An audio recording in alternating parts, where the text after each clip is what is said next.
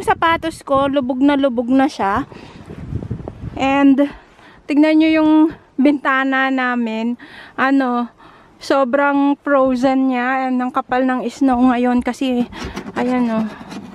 And yung aming Christmas decor din, sobrang kapal ng snow. Ayan din o sa bubong. Especially here o. Okay naman yan sa loob. Ito si Pangit, nakalubog na si Max. Hindi nyo na makita yung drum at saka yung aking flower box. Tignan nyo naman oh. So, naglakad lang kami dito ni Pangit kasi gusto namin i-check yung bahay. Ito naman yung isang bahay dito sa kabila. Come on, let's go on this sida. Oh.